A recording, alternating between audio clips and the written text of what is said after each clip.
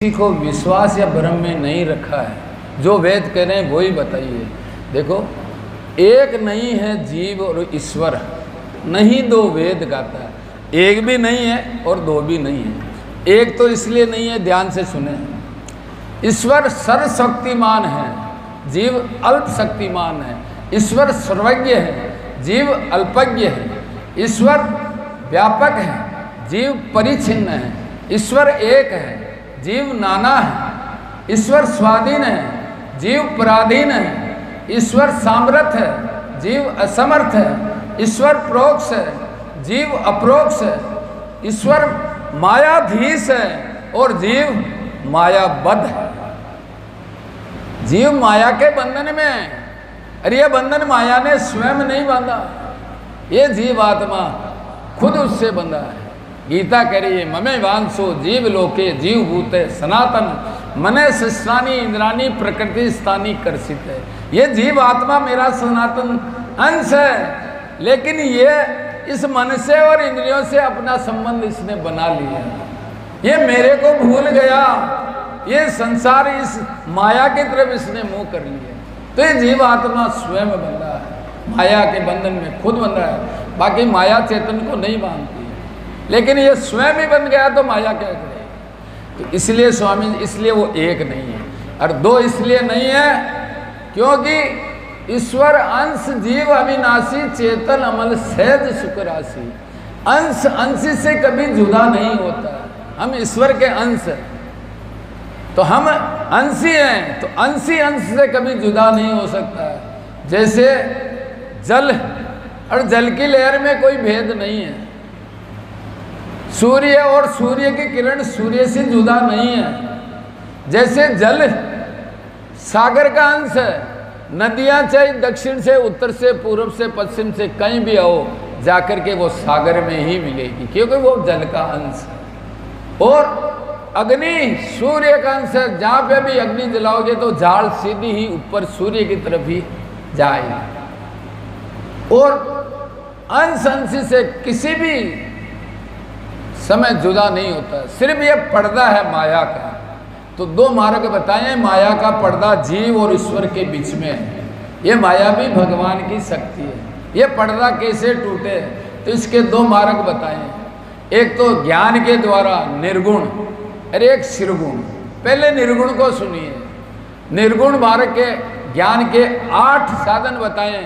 विवेक, वैराग्य, संसपत्ति, मुमुक्षुता, श्रवण, मनन और निध्यासन। ये 8 साधन है। इनकी साधना करके पहले आत्मा को जानना पड़ता है। समय कम है इसलिए ऐसे ही समझा रहा हूँ। आत्मा को जानना पड़ रहा है, फिर उस परमात्मा को जान करके अपने स्वरूप में तद्रूप होकर के उस ब्रह्म का चिंतन किया जाता है। कैसा? हंसो सोंग हंसो सोंग, यानी मैं हूँ जो वो है, वो हूँ जो मैं हूँ। इस प्रकार का चिंतन करते करते वो आत्मा अंतःकरण शुद्ध होने के कारण दिव्य ज्ञान की प्राप्ति होते ही उस सोंग में वो आत्मा जाकर के मिल जाता, तो हंसो हमेशा के लिए समाप्त हो जाता। मैं वो रह जाता और मैं समाप्त हो जाता। वो ब्रह्म में जीव आत्मा जाके तद्रूप सदा के लिए हो जाता है। फिर उसका कोई अस्तित्व नहीं रहता। वो ब्रह्म में एकाकार होकर के ब्रह्म हो जाता है। वो ब्रह्मानंद है। अब जो परमानंद पाने वाले हैं वो सुने, परमानंद कैसे मिलता है। भगवान गारंटी ले रहे हैं, निर्माण मोहा जित संग दोषा आध्यात्म नित्या विनिवृत कामा दंदे विरमुक्ता दंदे मिरु सुख दुख सहज्ञ गर्छन्ते मूढ़ा पदम व्ययम तत्। यानी जो अपनी दृष्टि में मान मोह से रहित हो गए, मान मोह जिनका निकल गया हो, जो संपूर्ण आसक्तियों से, जिन्होंने संपूर्ण आसक्तियों को त्याग दिया हो, जो नित्य निरंतर मेरे में ही लगे हुए हैं, संसार में नहीं, केवल मेरे में और मेरा ही भरोसा करते हैं, और जिन्होंने आसक्ति से, संपूर्ण आसक्ति से उत्पन्न होने वाले दोषों से वो रहित हो गए हो, और सुख दुख जैसे द्वंद्वों से छूट कर और सुखदु जैसे द्वंद्वों से मुक्त होकर छूट कर ऐसे ऊंची स्थिति वाले मोहरे की साधक मेरे अविनाशी परम धाम को जाते हैं, जहाँ पे जाने के बाद में फिर ये जीवात्मा वापस नहीं आता है। वही इस आत्मा का, हमारा इस जीवात्मा का असली देश है।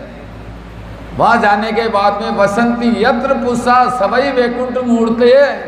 वहाँ जाने के बाद में जीवात्मा बिगड़ घटके नहीं रहता है। अभी जो हमारा ये जीवात्मा सूक्ष्म घट के अंदर है, और जिस भी घट में जाता है तो सूक्ष्म घट में जीवात्मा रहता है। वहाँ जाने के बाद में इसको दिव्य शरीर मिलता है देवताओं जैसा, जैसे भगवान विष्णु भगवान के लोक में ये जाता है, परमात्मा के लोक में तो 4 भुजा का दिव्य शरीर मिलता है। सदा पसंती सूर्या, सदा के लिए वो फिर परमानंद की प्राप्ति करता है। और वो लोक कैसा है? तब झासयते न सूर्यो न शशांको न यद गतवा न निर्वंतते तद धामे परमम। हम भगवान कह रहे हैं सूर्य चंद्रमा अग्नि जिसको प्रकाशित नहीं कर सकती,